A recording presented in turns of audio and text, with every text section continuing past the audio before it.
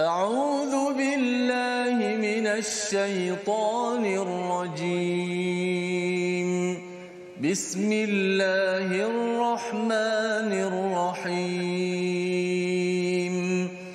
الحمد لله رب العالمين الرحمن الرحيم مالك يوم الدين إياك نعبد وإياك نستعين اهدنا الصراط المستقيم صراط الذين أنعمت عليهم غير المغضوب عليهم ولا الضالين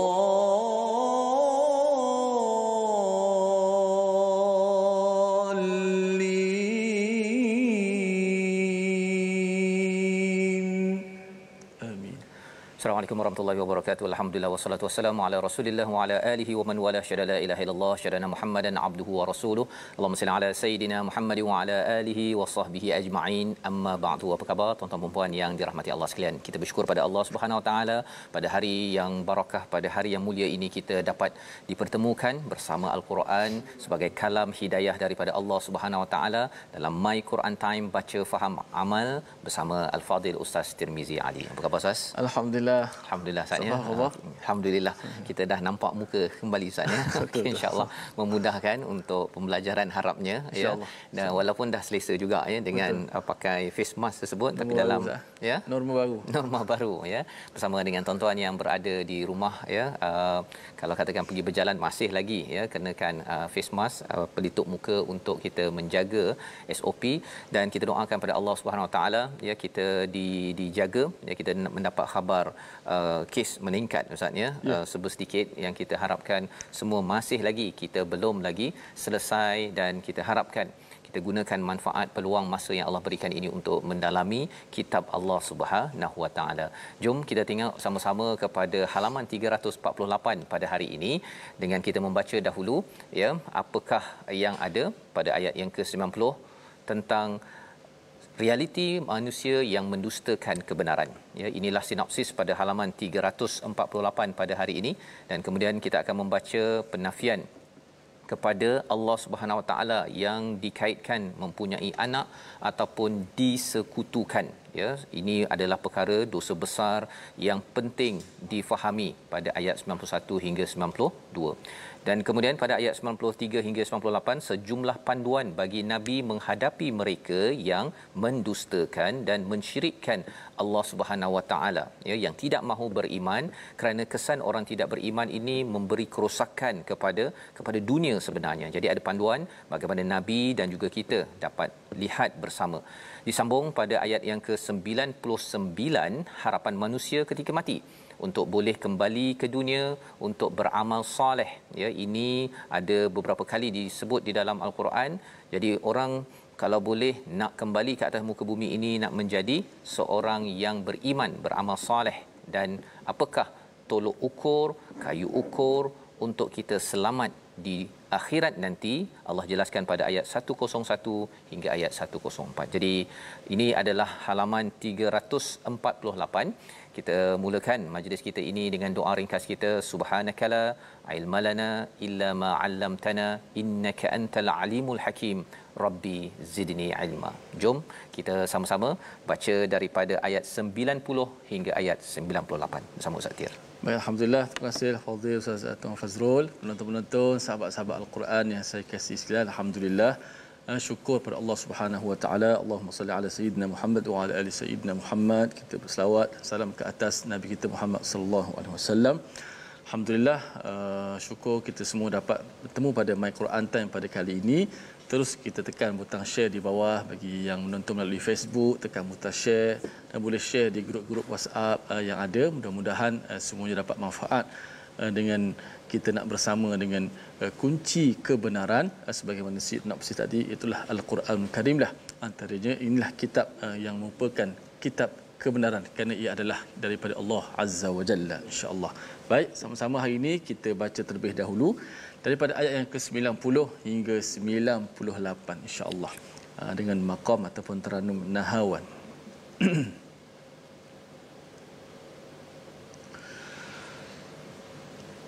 A'udzu billahi minasy syaithanir rajim.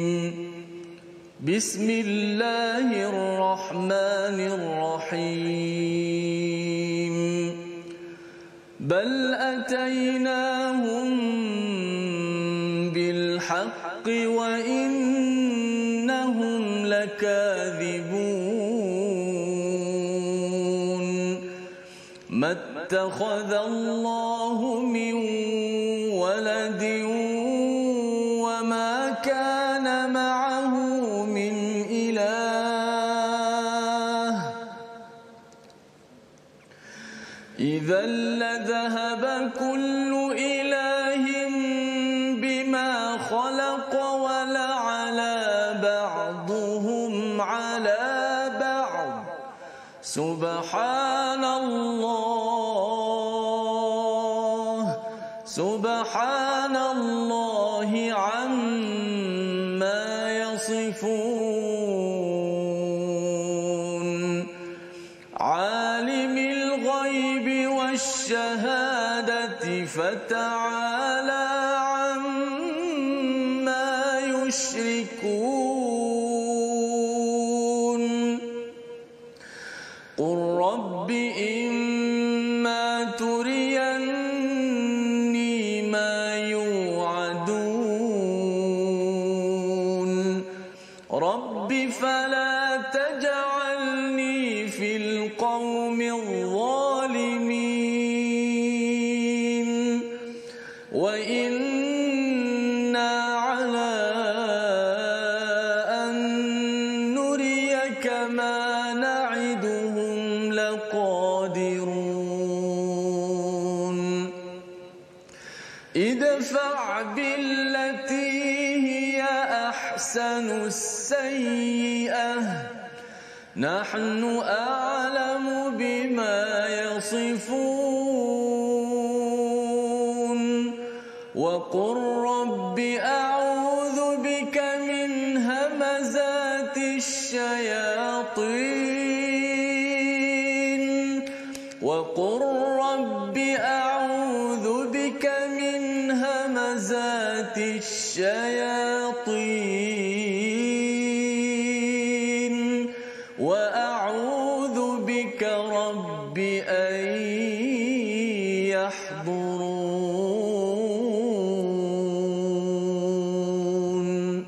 Sadaqallahul azim.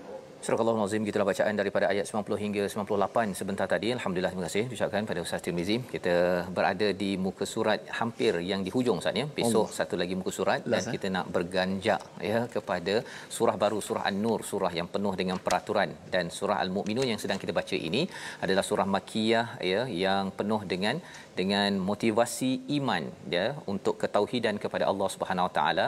Semalam kita sudah pun melihat kepada betapa apabila kita bertanya kepada semua manusia termasuk mereka yang tidak beriman Ustaz ya, kalau ditanya siapa punya langit bumi ini, mereka cakap sayaquluna lillah ya, Allah ya milik segala perkara ini. Tidak mungkin dimiliki oleh manusia, dimiliki oleh mana-mana makhluk ya. Kerana apa? Kerana tahu kehebatan yang diciptakan, makhluk yang diciptakan oleh Allah Subhanahu Wa Taala. Ini jelas tuan-tuan ya. Tetapi apakah yang kita belajar semalam? Bila mereka mengaku bahawa Allah lah yang berkuasa pada segala perkara ya, mereka tahu hakikat itu. Pada ayat 90 ini, padahal kami telah membawa kebenaran kepada mereka, tetapi mereka benar-benar pendusta. Mereka tidak betul-betul, walaupun dia cakap betul Ustaz ya. Siapa punya ni? Allah. Memang jawapan dah betul, tetapi Allah gelar mereka ni lakadzibun, pendusta, yang mendustakan. Kerana apa? Kerana cakap Allah sahaja Tuhan tidak cukup.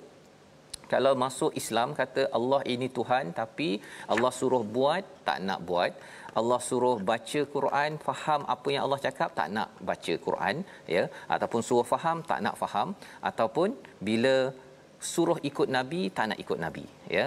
Pasal apa? Pasal ini adalah pertanyaan yang diajarkan kepada nabi ketika dakwah, bukan sekadar untuk seorang itu beriman saja kepada Allah, tapi beriman kepada apa yang disampaikan oleh Allah Subhanahu Wa Taala melalui rasul, ya, di dalam al-Quran.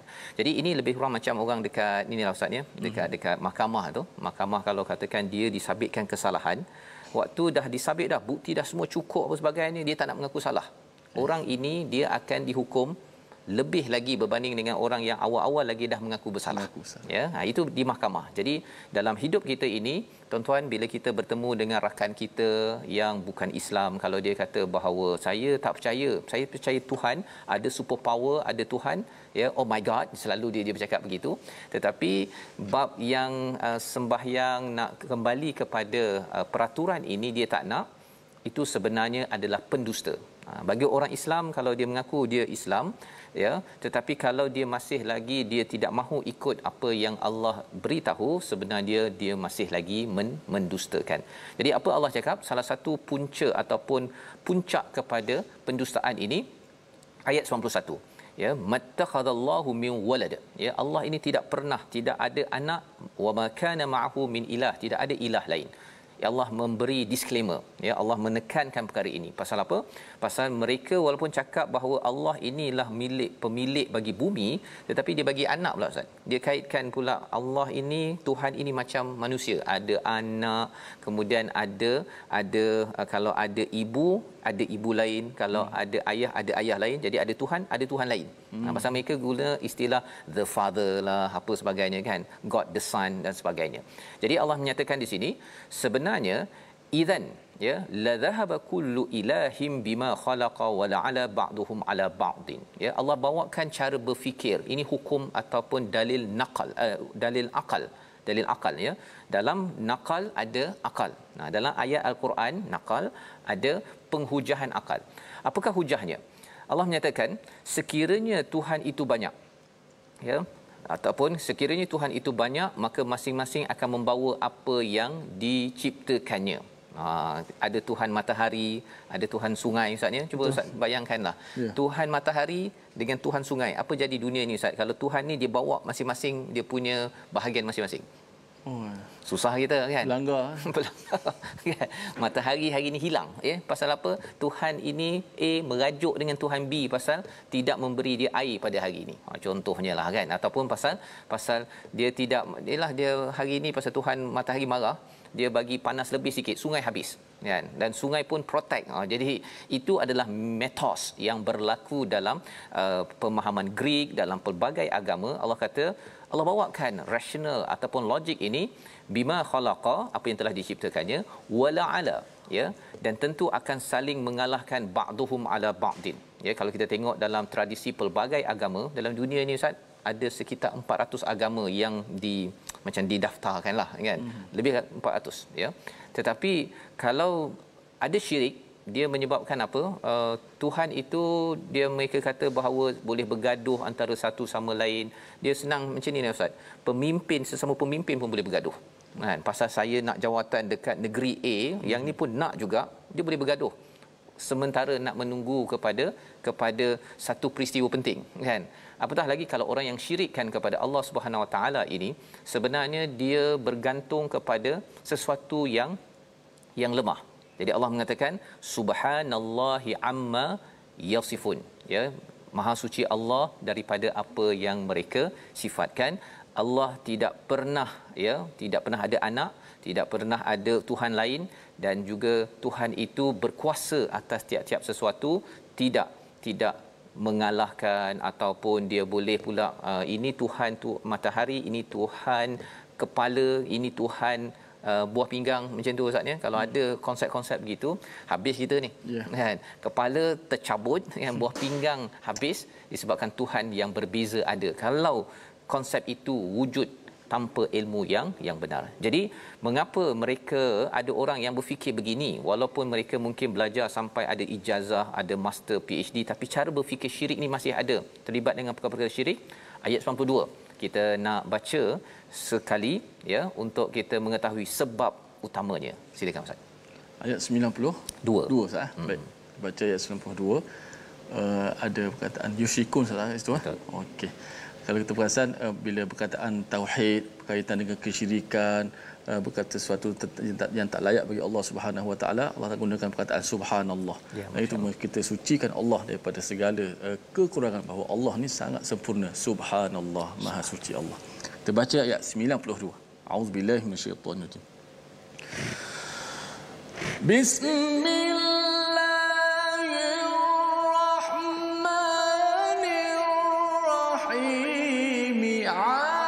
Alimil ghaibi wasyahadati fata'ala amma yushrikun.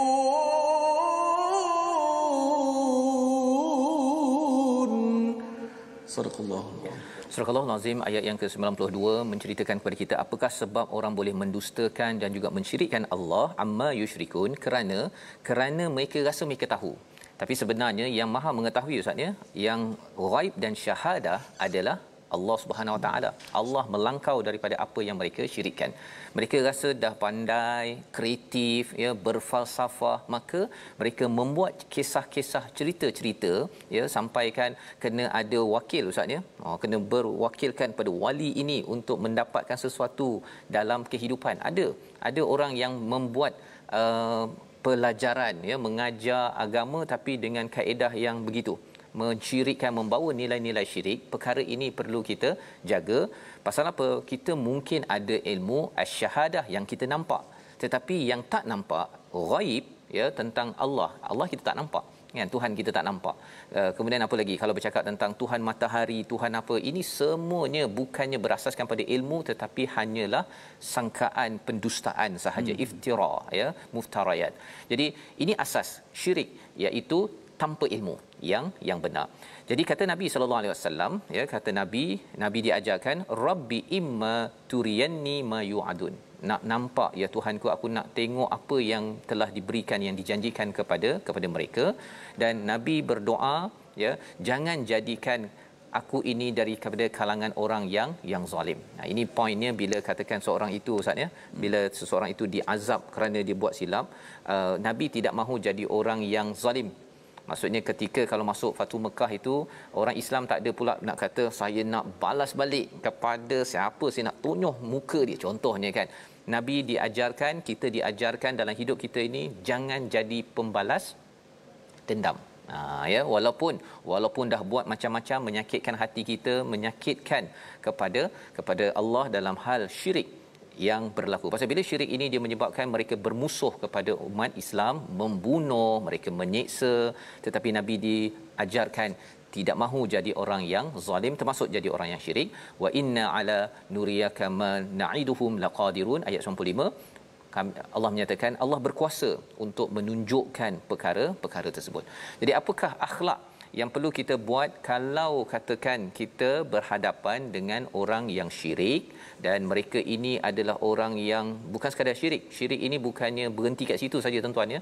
Dia sampai menghalang perkara iman. Seperti Nabi bawakan perkara iman, mereka tak suka. Pasal bila mereka ditegur saatnya, susah buat bisnes. Bila mereka nak buat perkara-perkara daripada syirik itu membawa kepada amalan-amalan tak bagus, mereka itu susah untuk jadi orang yang berpengaruh. Cara nak handle mereka, ayat yang ke-96 kita baca sekali lagi, ya, bagaimana berinteraksi dengan manusia begini. Silakan Ustaz. Baik, ayat 96 kita baca sekali lagi. Ramai di kalangan Facebook ni komen jangan jadi sifat balas dendam, Jangan suka. Kerana sifat dendam boleh merugikan diri sendiri. Bahkan lawan kepada dendam, kita sentiasa memberi maaf. Bahkan lebih tinggi itu kita melupakan kesalahan. Ini ayat yang kita nak baca ni Ustaz, kan? Ada ayat situ okey, sabar. Baik, saya baca dulu ayat 96. Idfa' bil. A'udzubillahi minasyaitonir rajim.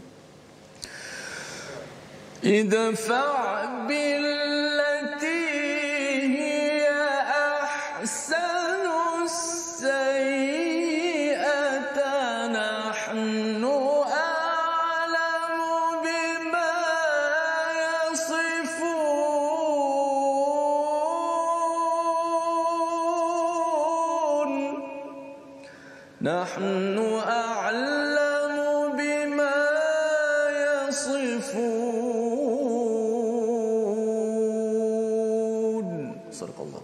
Tolaklah perbuatan buruk mereka dengan cara yang lebih baik. Kami lebih mengetahui apa yang mereka sifatkan kepada Allah Subhanahu Wa Taala. Jadi istilahnya idfa, maksudnya kita tolak ataupun kita balas dengan sebaik mungkin ataupun dengan sekuat tenaga apa sayyi'ah yang mereka sudah buat, ya, satu cakap tak bagus, syiriknya dia buat apa dia dengan sesuatu yang lebih baik. Kalau di Facebook ustaz ada orang kutuk ke apa sebagainya, kita balas dengan ilmu. Ini yang diajarkanlah, ya, dengan ilmu, dengan cara akhlak yang baik. Bukannya alang-alang dia dah kutuk saya pun akan hantar cyber trooper untuk balas balik, tengok siapa kuat. Sebenarnya di sini Allah kata kami lebih mengetahui, ya, kami lebih mengetahui. Biarlah kita buat amal kita, pasal khuatir nanti kita balas yang tadi ustaz, ya, iaitu jadi orang yang zalim, kita rugi dan mereka rugi. Itu bukan akhlak yang ditunjukkan oleh Nabi sallallahu alaihi wasallam. Dalam Nabi berdakwah itu sampaikan, Nabi menyatakan seorang pemuda itu berjumpa orang yang buat silap, yang tuduh dia kata dia nak doakan, kalau betul kamu tuduh aku, kalau tak betul aku nak doakan engkau ini diampunkan. Kalau aku betul apa yang kamu tuduhkan itu, aku minta Allah ampunkan aku. Itu akhlak yang tinggi. Irfa billati hiya ahsan. Itu dengan manusia. Tapi dengan musuh kita yang tak nampak macam mana? Kita lihat selepas ini nanti. Kita perhatikan perkataan pilihan kita pada hari ini. Wasafa, menyifatkan, mengaitkan dengan sesuatu perkara, 14 kali disebut di dalam Al-Quran, dan inilah yang disampaikan pada ayat 91, ayat 96, di mana apabila seseorang itu mensifatkan sesuatu yang tidak betul kepada Allah Subhanahu Wa Taala, maka kita jangan bersama dan kita perlu idfa billati hiya ahsan, balas dengan ilmu yang betul, dengan moral yang betul, ya, perasaan yang betul. Jangan marah-marah, jangan pula kita kutuk dan balas lagi mengutuk agama lain, tidak. Kerana kita tahu bahawa itu cara, ada peluang hidayah sampai. Dan kalau dengan musuh yang tidak nampak, kita akan lihat bagaimana cara nak menguruskannya selepas ini, insya-Allah. Jadi kita berehat sebentar dalam My Quran Time, baca faham amal, insya-Allah.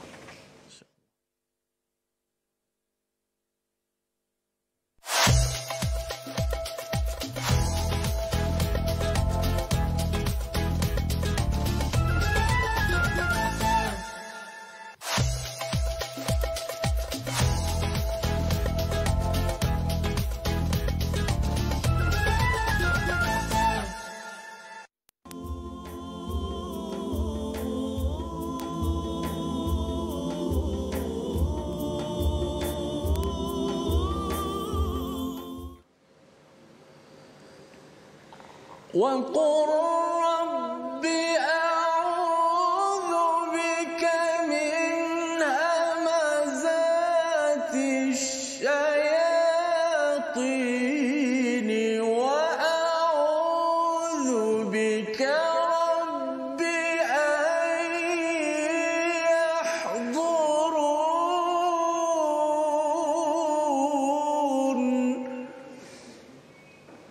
Dan katakanlah, ya Tuhanku, aku berlindung kepadamu daripada bisikan-bisikan syaitan, dan aku berlindung pula kepadamu, ya Tuhanku, agar mereka tidak mendekati aku.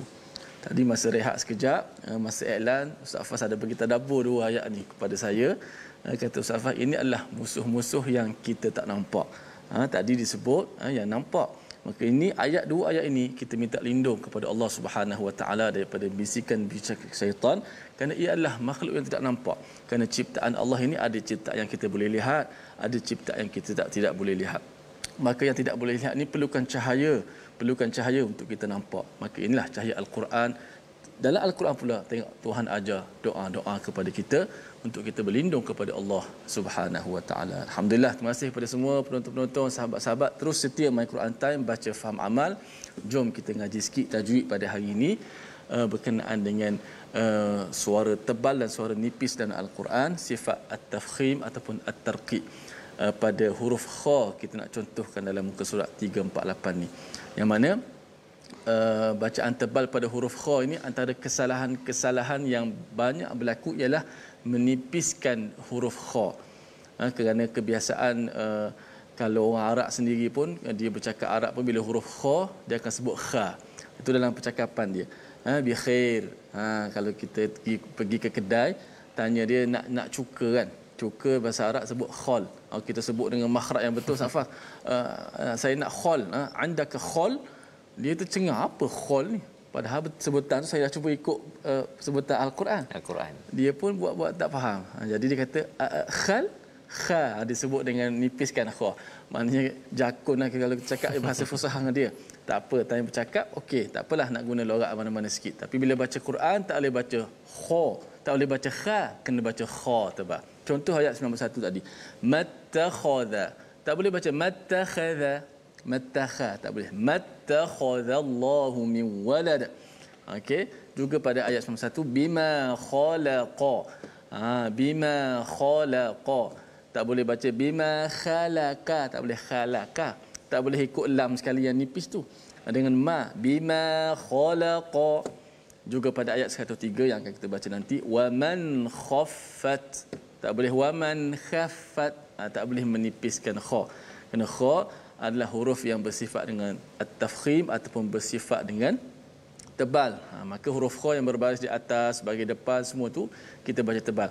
Kecuali kita pernah sebut bila huruf kha yang berbaris di bawah dia ada terkesan sedikit, maka tidak boleh kita sebut khi, tak boleh khi. Wa in yuridu khi, tak boleh khi. Hanya kita sebut wa in yuridu khiya, khi, khifah, khi, jangan khi. Kerana dia huruf kha ni baris bawah tu diterkesan sikit dengan baris bawah. Adapun baris atas, baris depan tebal seperti biasa. Kha, khu. Itu huruf tafkhim pada contoh ayat yang kita baca sebentar tadi. Wallahu a'lam. Terima kasih ucapkan pada Ustaz Tirmizi berkongsi tentang huruf tebal Ustaz ya. Huruf tebal nipis yang perlu kita beri perhatian dan harapnya kita dapat baca dengan tepat Ustaz ya. Baca dengan tepat dan ia adalah cahayalah Ustaz ya. Bila kita membaca Al-Quran betul ini dia menjadi cahaya sehingga kan kalau kita tengok dalam hadis kan bagaimana Abu Hurairah diajarkan ayat kursi kan ya.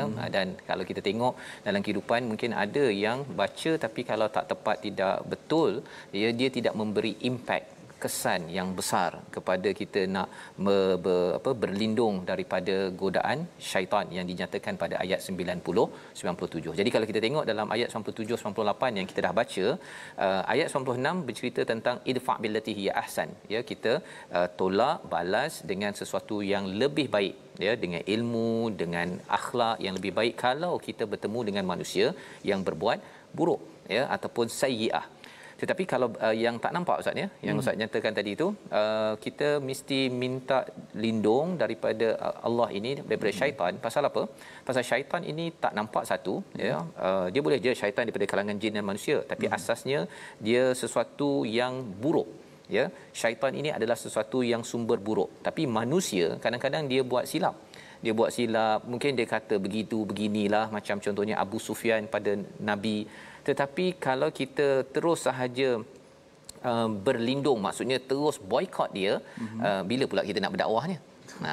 Kan. Jadi itu yang kita, kalau syaitan memang confirm tak ada kebaikan, tapi manusia dia buat macam mana buruk sekalipun, kita perlu berdakwah. Kalau tidak, kesannya ialah seorang mak ya, bila tengok anaknya mungkin degil ke dekat syarikat, ada staf yang tak buat kerjanya, akhirnya kita tidak mahu berkomunikasi, maka di situ tidak ada peluang untuk kita menyampaikan dakwah kepadanya. Jadi di sini adalah satu doa yang boleh kita amalkan. Dan hamazati syaitan ini Ustaznya penting, pasal kadang-kadang kita ni dah okey, tapi bila syaitan datang ini, bila ada orang yang cakap benda tak baik, kita baca dekat Facebook, daripada tenang lepas Quran time, dia boleh menyirap, tersirap darah dia, jadi marah Ustaz. Itu kesan syaitan. Ya, kesan syaitan. Ya, dia akan menyebabkan kita stres, dan lebih daripada itu ialah kita tak nak syaitan ini, dia macam anak lah Ustaz ya. Kita tenang je, kita relax je baca Quran. Tapi katakan adalah siapa-siapa anak ke siapa-siapa, dia ambil pen ni, dia cucuk Ustaz, cucuk. Kita tenang je, kita tenang. Dia cucuk cucuk. Terganggu Ustaz. Daripada awal yang kita tenang, tuan-tuan, My Quran Time depan TV, kalau ada anak lah pergi cucuk, akhirnya daripada tenang jadi tak tenang. Itulah doa ini kita minta daripada bisikan daripada syaitan itu, dia tak cucuk, pasal dia datang setiap masa. Dan kalau istilah di sini yahdurun, dia datang dan terus cucuk. Jadi kalau kita ni jenis tak cukup protection ataupun perlindungan, kesannya apa? Daripada tenang kita menjadi tak tenang, daripada tak marah kita menjadi marah. Inilah doanya, dan bilakah kesudahannya? Ayat yang ke-99 hingga 104 untuk kita fahami perkara ini. Silakan Ustaz. Baik, alhamdulillah. Terima kasih Ustaz Fazrul yang beri pencerahan kepada kita, dan memang pun antara nama-nama Al-Quran nur, cahaya, disebut dalam surah Nisa tak silap, wa anzalna ilaikum nuram mubina. Allah Taala anugerahkan kepada Nabi Muhammad dan umatnya itulah nuram mubina, cahaya itulah Al-Quran Karim, penyuluh dalam kehidupan kita apabila kita tadabbur ayat-ayat Allah Subhanahu Wa Taala. Teruskan bacaan daripada ayat 99 hingga ayat 104. Kali ini dengan maqam ataupun tarannum Kurdi pula sahabat. Auzubillahi minasyaitonir rajim. Hatta idza jaa ahadahumul maut qala rabbi irji'un la'alli صالحا فيما تركت كلا إنها كلمة هو قائلها ومن ورائهم برزخ إلى يوم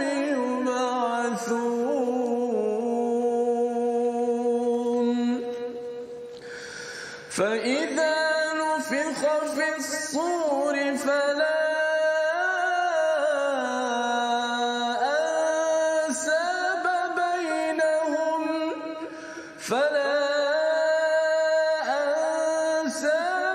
بينهم يومئذ ولا يتساءلون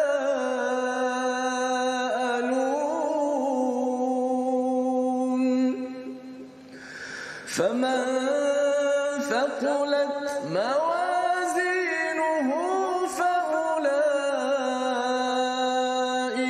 هم المفلحون ومن خفت موازينه فأولئك الذين خسروا أنفسهم في جهنم خالدون تلفح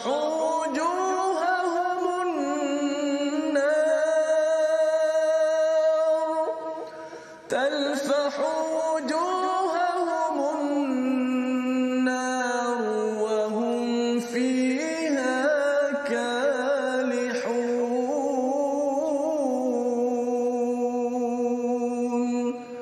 صدق الله. Surah Al-Azim, gitulah bacaan daripada ayat 99 hingga 104 untuk kita memahami ya bilakah penghujung kepada ada orang yang tidak suka ataupun yang berbuat as-sayyi'ah ya, dan juga yang keduanya ialah godaan daripada syaitan. Syaitan itulah yang menghembuskan kepada orang-orang untuk tidak beriman, untuk degil kepada Allah, untuk mendustakan walaupun dah tahu bahawa yang berkuasanya adalah Allah Subhanahu Wa Taala. Bilakah pengakhirannya? Hatta pada ayat 99, hatta idza jaa ahaduhumul maut, bila datang maut maka pada waktu ini hatta orang yang tidak beriman kata apa? Wahai Tuhanku, irji'un, ya, kembalikan aku ya Allah untuk kembali ke dunia ini. Untuk apa? La'alli, agar aku boleh beramal soleh, buat banyak-banyak amal soleh. Ya, banyak-banyak amal soleh yang pernah aku tinggalkan. Oh subhanallah Ustaz ya. Ini perkataan yang mengerikan, bukan sekadar amal soleh tapi amalus salihan fima taraktu. Yang kita tertinggal, yang tinggal dulu tu nak kembali balik, sembahyang sunat hari tu, sedekah hari tu, nak cakap baik, nak buat yang kita tak apalah kot sunat kan. Rupa-rupanya orang-orang yang tidak beriman pun nak patah balik, ya, malah sebenarnya ini adalah keinginan bagi semua orang, kerana tahu amal soleh ini membawa kita menjadi orang beriman, menjadi dekat dengan Allah, menjadi geng Allah, ya, dekat dengan Allah. Pasal tahu dah bahawa tidak selamat pada waktu itu. Balasan Allah apa? Kalla, tak boleh. Innaha kalimatun huwa qailuha. Ini semua perkataan ini cakap je lebih. Lebih kurang gitu Ustaz, ya. Dia punya maksudnya tu cakap je ni. Cakap kosong. Cakap kosong. Ya, cakap je. Kalau nak buat dulu dah buat dah. Ini nak minta nanti kami akan buatlah. Dia macam apa, masuk ke penjara ke Ustaz, ya. Minta maaf saya tak buat lagi. Kedua buat balik semula. Buat balik. Tuan-tuan, ini adalah bahagian yang kedua. Ini memang dia mengerikan sikit. Psikologi tentang mengapa kadang-kadang nak beriman itu dia lambat sikit. Ya, ini peringatan daripada Allah Subhanahu Wa Taala. Jadi Allah menyatakan wa min waraihim, ya, kemudian mereka masuk ke barzah, masuk ke alam barzah, alam kubur, ila yaumi yub'atsun, hinggalah ke alam hari dibangkitkan. Berapa lama barzah itu bergantung Ustaz, ya. Kalau orang yang selalu beramal soleh, dia diberi ketenangan dalam kubur itu, berbeza dengan orang yang tidak amal soleh. Macamlah kita tidur, ya, tuan-tuan tidur kan. Kalau katakan kita tenang Ustaz kan. Kalau saya katakan tidur pukul 10 ke, pukul 11 ke, 12 ke, zas terus sampai ke, kalau Ustaz tidur terus sampai subuh, dah subuh. Betul kan? Itu satu pasal tenang. Tapi ada orang, dan Ustaz cakap pendek sangatlah tidur ni, sekejap je. Tapi bagi orang yang dia insomnia kan, yang susah nak tidur, dia pada pukul 12 tengok jam baru pukul 1, pukul 2. Pasal apa? Pasal dia tidak selesa. Bagi orang yang berada di alam barzah ini Ustaz, ya, kalau tidak selesa kerana tidak cukup amal, dia rasa panjang sangat dalam alam barzah, padahal itu barulah alam pemisah di antara dunia dan juga akhirat. Belum masuk alam yang real ke akhirat untuk dibangkitkan. Apa yang berlaku peristiwa ketika dibangkitkan, ditiup sangkakala pada ayat 101. Ini lagi mengerikan Ustaz. Allahu, ya. Yang tuan-tuan sayang anak, yang saya sayang anak, sayang kepada adik-beradik, sayang kawan, ansab, ada pertalian nasab contohnya, ya, mak ayah kita pada waktu ditiup sangkakala tidak ada lagi pertalian nasab di antara mereka, ya, masing-masing. Yauma idzin wala yatasaalun. Jumpa kita Ustaz, ya, assalamualaikum kan. Jumpa mak kita lama tak telefon, mak apa khabar, tak sempat bertanya khabar. Tak sempat. Itu ayat 101. Masya-Allah. Yang menyelamatkan kita pada waktu peristiwa yub'atsun itu dijelaskan pada ayat 102. Kita baca ayat 102 ini sebagai pemberi semangat pada tuan-tuan untuk terus kita baca Quran, ya, jangan outsource kepada anak kan. Ada yang kata nanti saya hantar anak tahfiz, nanti dia jadi hafiz, dia doakan saya diampunkan. Bukannya si mak ayah yang bertambah amalnya. Ini motivasi untuk kita tambah amal. Ayat 102 bersama Ustaz Tirmizi Ali. Baik, masya-Allah Safas. Pada ayat 101 Safas sebut tadi, tak ada masa lagi dah untuk nak bertanya khabar, bertanya-tanya ketika ditiup sangkakala. Saya ingat masa buat haji 2004 Safas, dalam keadaan bersesak di Mina, kita hanya berseorangan saja nak jalan menuju ke tempat tempat untuk kita rehat, untuk melontar. Dalam kesesakan memang semua kita tak nampak dah.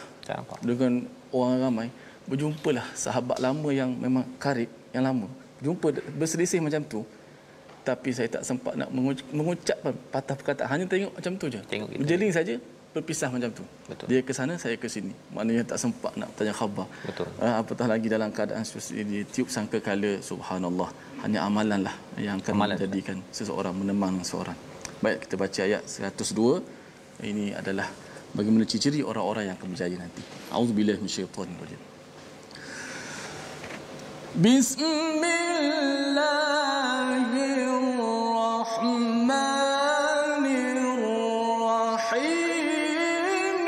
Faman thaqulat mawazinuhu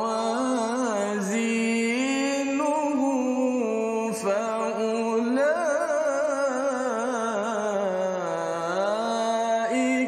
humul muflihun.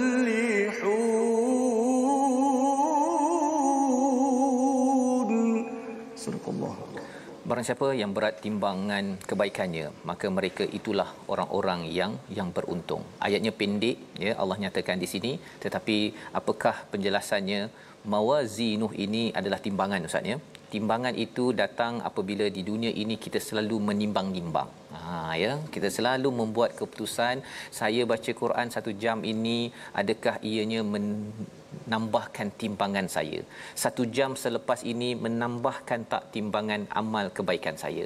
Kalau saya buat yang ini, berkurang ke ataupun bertambah? Ini cara berfikir orang yang beriman, ya. Pasal di sini bila cakap tentang apakah yang dimaksudkan al-muflihun, kita sudah lihat di awal surah al-mukminun ini, iaitu qad aflahal mukminun. Contohnya ialah saya nak belajar pasal solat agar saya lebih khusyuk dalam solat saya. Itu adalah orang-orang yang sedang memberatkan timbangan. Pasal bagi setengah orang, Ustaz, ya, baca satu muka surat dapat apa? Kan? Pasal dia rasakan bahawa kalau saya belajar saham, contohnya, bukan salah belajar saham, boleh kan, tapi kalau saya saham, saya boleh jadi kaya kan. Kalau belajar dengar Quran 1 jam ni dapat apa? Kan. Tetapi rupa-rupanya bila kita belajar al-Quran, kita belajar saham dan al-Quran, itu yang terbaik untuk kita bawakan, memberatkan amal kita. Ini cara membuat keputusan bagi orang yang beriman. Macam mana saya nak khusyuk lagi, saya tak nak terlibat dengan perkara sia-sia. Dan ini perlu kita ingatkan, tuan-tuan, pada diri saya, pada keluarga kita semua. Kerana apa? Kerana ini adalah formula kejayaan. Tak nak jadi seperti ayat 103, waman khaffat mawazinuh.